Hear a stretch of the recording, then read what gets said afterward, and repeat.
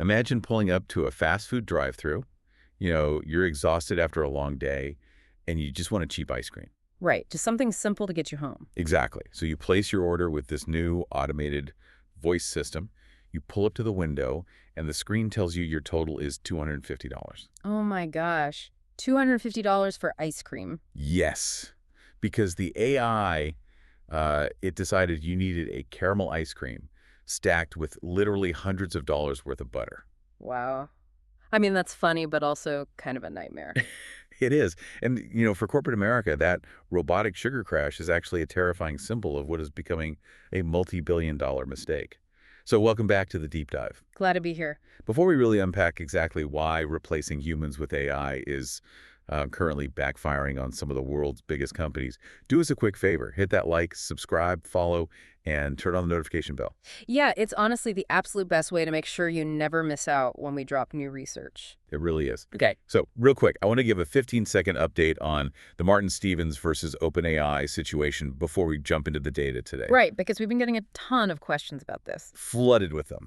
So let's just set the record straight right now. First, this is absolutely not a lawsuit. And definitely not a lawsuit. Right. And currently, there is a voluntary quiet period that Martin requested just to pause the release of public information.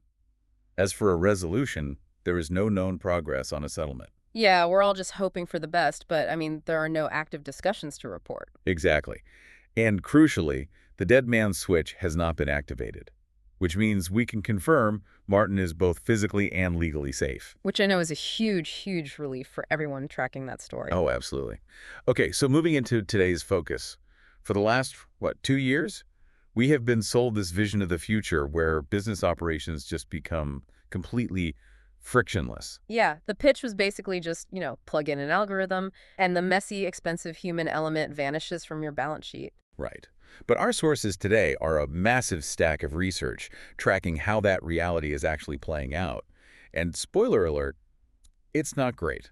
Not at all. We've got data from Digital Applied, a capital tech study, an ARC-6 technical report on the Agent DS benchmark, a global finance report, a really interesting guide from Lattice, and Jonathan Brill's white paper, Enterprise, the AI First. And when you, synthesize all of that data together, the picture it paints is just a complete reversal of all that hype we've been hearing. Because, get this, according to the numbers from Digital Applied and Forrester, an incredible 55% of companies that made AI-driven job cuts now report regretting that decision. Over half of them. Over half. And I have to admit, when I first read that, I was, highly skeptical. Because if a CEO cuts $10 million in payroll by automating a department. Right. That money immediately shows up as profit. Exactly. It's on the quarterly earnings report. So how do you regret immediate profit? Well, because that immediate profit is basically a mirage. It's based on spreadsheet math, not actual operational reality.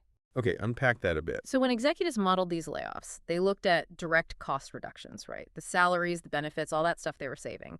But what they completely failed to model was the cascading effect of delayed losses. Okay, let's unpack this because I want to make sure I'm getting the mechanism here. Mm-hmm. Are you saying the cost of the AI software itself, like the licenses, just ended up eating the payroll savings? No, it's so much deeper than just software licensing. There was this massive Gartner study that looked at 350 global executives at billion-dollar companies. Huge companies. Yeah. And 80% of them piloted AI and reduced their workforce. But Gartner found zero meaningful correlation between those workforce cuts and a higher return on investment. Zero correlation. So the layoffs didn't improve the bottom line at all. Not at all. And the reason is those delayed losses I mentioned. When you fire the human, sure, the first quarter looks fantastic, but the secondary effects, the degradation in service quality, the spike in customer churn, the brand damage, those take, anywhere from 90 days to 18 months to actually surface in the data. Oh, wow. And by the time that damage hits the balance sheet, it completely wipes out whatever initial payroll savings you had. That makes so much sense. And we've actually seen this play out spectacularly in the headlines. Oh, absolutely. Look at the global finance report on IBM. They slashed 8,000 HR jobs to roll out this AI system called Ask HR. Right, which sounds great on paper. Sounds amazing. but it couldn't handle the actual nuance of real employee problems. It caused massive delays, and it was mishandling really sensitive complaints. Which is a huge liability. Exactly. They ran into a host of ethical dilemmas. IBM actually had to scramble and pull human workers from other departments, like engineering and strategy, just to manually clean up the mess this AI was making. Yeah, and Klarna is another really perfect case study in this. They very publicly replaced 700 customer service workers with an AI agent. I remember that. They were boasting about it everywhere. Yeah, they were saying the tech was doing the equivalent work of all those humans, but they confused the ability to execute a basic task with the ability to possess judgment. Oof. Customer satisfaction just absolutely plummeted. The AI, it couldn't negotiate complex financial disputes or, offer genuine empathy to a stressed customer. So now they're quietly having to rehire human agents. It's like replacing your master chef with a really fast microwave. Sure, it Yeah. cooks quickly, but who is actually checking the recipe? That is a perfect way to look at it. But is this just normal tech growing pains, or is this a fundamental misunderstanding of what AI actually is? It's the latter. Based on the capital tech research, this happens because companies fall into what's called the 80-20 trap. The 80-20 trap, okay, what is that? They mistake a 100% success rate on simple, repetitive tasks for a 100% success rate overall. Relying purely on AI right now is honestly, it's a lot like driving on cruise control. Okay, It is absolutely perfect for 80% of the trip when you're just cruising down a straight, clear highway. right. But the second you hit a complex 20% situation like an icy mountain road or an unexpected detour, cruise control will literally drive you right off a cliff if a human doesn't grab the wheel. And the AI just has no idea it's doing anything wrong. Exactly. What's fascinating here is that AI handles the 80% of routine cases beautifully. Password resets, basic data entry, simple FAQs, but it completely fails on the complex 20%. And I imagine the critical business failure here is assuming that 20% is just like a minor rounding error. Precisely. It's not a rounding error. Those edge cases usually represent your highest value, most critical customer relationships. That makes total sense. When an AI hallucinates or just fails to understand the context of $1 million account dispute, it frustrates your absolute best clients. It escalates situations that a human would have de-escalated in 2 minutes. Okay, so what happens when a company realizes they've driven off that cliff and they try to, get back on the road? Because the digital applied data shows that rehiring humans after a botched AI rollout costs 3 times more than the initial savings from the layoff. 3 times more, yeah. Why is the penalty so steep? I mean, how do you even put a price tag on a seasoned employee's gut feeling when dealing with a furious client? Well, because you aren't just rehiring a body to sit in a chair. You are trying to buy back the institutional knowledge you deleted. We call this institutional knowledge collapse. Institutional knowledge collapse. Yeah. Businesses thought they were just automating processes, right? Yeah. But they were actually erasing their tacit relational knowledge. Give me a really concrete example of what tacit relational knowledge actually looks like in practice. Because, on a spreadsheet, an employee is just a job title and a salary. Sure. Okay, imagine a senior account manager who handles a really demanding high-revenue client. Okay. That manager knows that the client's vice president of sales hates reading long emails. He prefers a 5-minute phone call on Tuesday mornings to clarify invoices. Just a personal quirk. Right. And they know the unwritten history of why a specific discount was applied 3 years ago to save the account. None of that nuance is written down in the company's customer relationship software. Because why would it be? Exactly. It lives entirely in the manager's head. So when you fire that human and plug in an AI, the AI just sees the raw data. So it sends the really long email. Yes. It sends the long email, the client gets furious, the discount context is lost, and the relationship just breaks. You cannot code an employee's seasoned gut feeling into an algorithm. Wow. And rebuilding that fractured trust, plus the 6 to 18 months it takes to ramp up a new hire to that level of competency, that is what creates that astronomical 3x cost. That's exactly it. But it's not just the bottom line taking a hit here. And it's not just the customers getting frustrated. The collateral damage to the people left inside the building is honestly devastating. Oh, it's terrible. And this brings us to what the Lattice article identifies as workplace survivor syndrome. Yeah. It is a profound psychological crisis that entirely rewires how a team operates. How so? Well, the employees who are left behind after these AI-driven cuts, they experience this really potent, paralyzing mix of fear, anger, guilt, and hypervigilance. Because they're waiting for the other shoe to drop. Exactly. And on top of that, they are suddenly carrying the workload of all their former colleagues. The company still expects the exact same output, just with half the staff. It's literally like playing a game of Jenga. When you pull blocks out of the tower to make it leaner, the remaining blocks don't magically become stronger to compensate. No, they don't. They are trembling under the extra weight, entirely unstable, just waiting to collapse. And there is a massive, quantifiable disconnect between how leadership views that trembling tower and the actual reality on the ground. What do the numbers say? According to Lattice, 74% of HR leaders, the people who are actually managing the human beings, say it takes anywhere from 4 to 12 months for team morale and productivity to recover from a layoff. Okay, up to a year. But C-suite executives expect a full recovery in under 3 months. Wait, why such a huge gap in perception? Because the C-suite is looking at operational models, right? So, While HR is dealing with human psychology, layoffs, especially when an algorithm is the perceived replacement, they just remove all coherence and predictability from the workplace. because the rules have fundamentally changed. Right. Think about it. Your fundamental assumption as a worker is that if you provide value and work hard, your job is secure. Sure. But when you realize an AI can replace you simply because the short-term economics look favorable to a boardroom somewhere, your psychological safety is completely destroyed. You can't outwork an algorithm. Exactly. So employees become extremely risk averse. They stop speaking up in meetings. They stop volunteering creative solutions. They just put their heads down, do the bare minimum, and try to survive. Which triggers this incredibly painful irony that the data calls the talent paradox. Yes. I find this fascinating. So the company makes AI cuts to become more efficient, which obviously creates widespread panic. And who is the very first person to update their resume and walk out the door? The highest performing employee. Exactly. The exact person who have the critical thinking, the adaptability, and the judgment required to actually manage the new AI system safely. It's wild. They look at the chaos, they rationally accelerate their job search, and they quit. They have the most options in the job market, so they leave, which leaves the company structurally weaker than before the AI was even introduced. It's a completely self-inflicted wound. You hemorrhage the exact talent you need to guide your AI transition.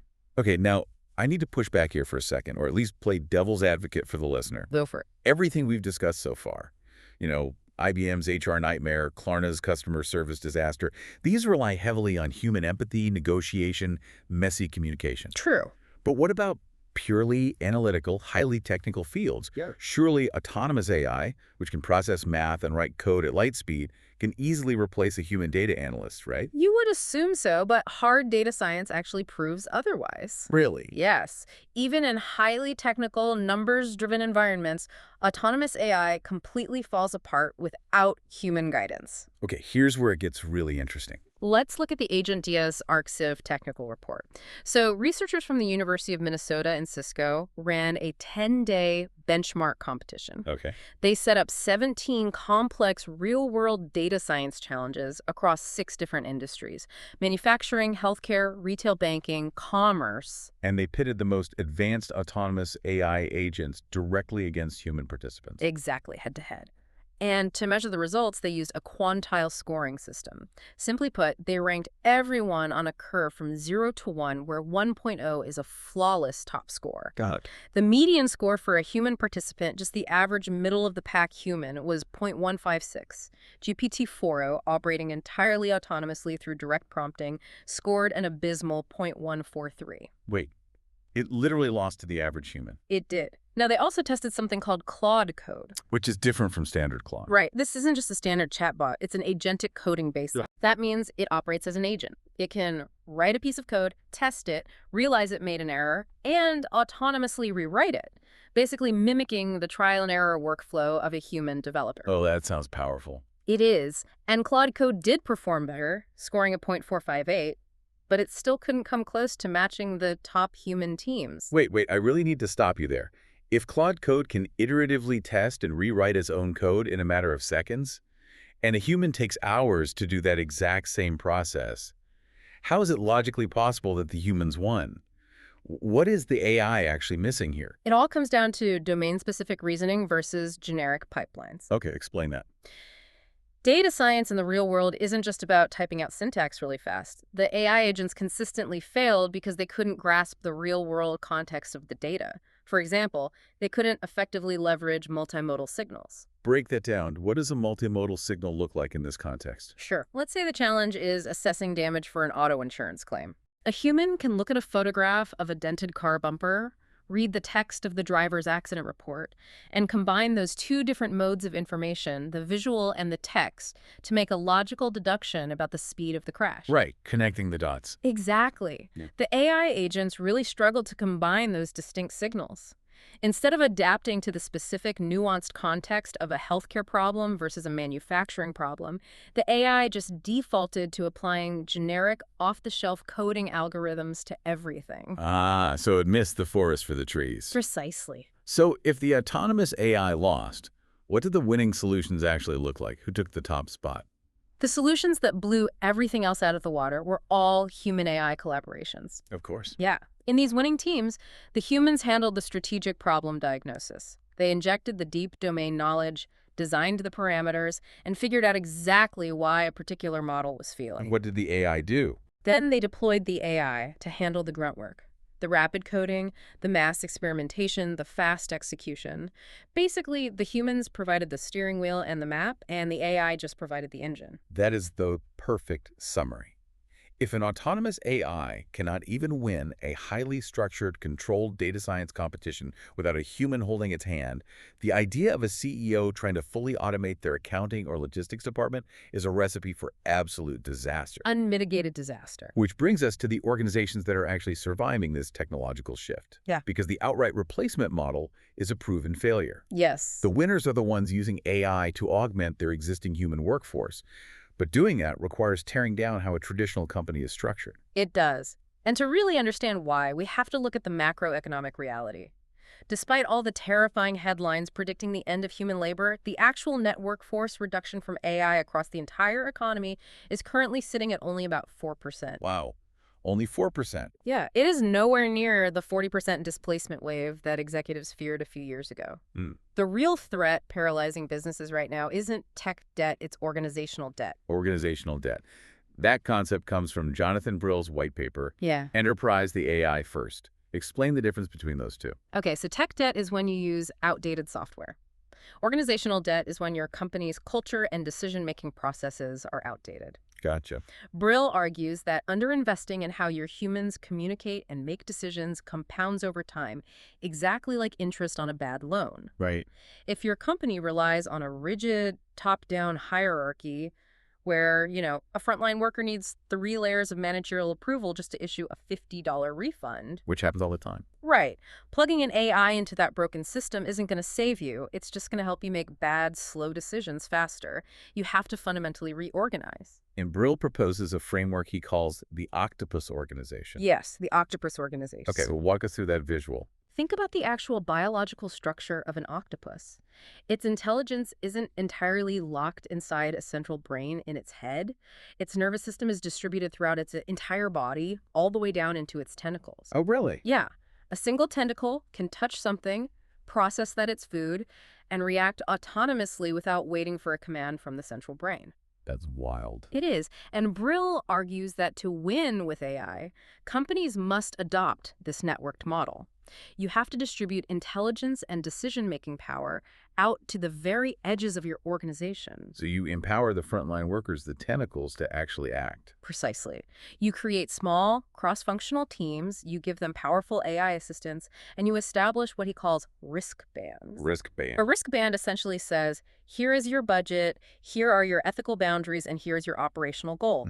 Now go solve the problem locally in real time without asking for permission from the top. I love that. Leadership's job shifts from command and control micromanagement to simply setting the strategic direction and maintaining the guardrails. I want to highlight a real-world example from the sources of a company actually pulling this off.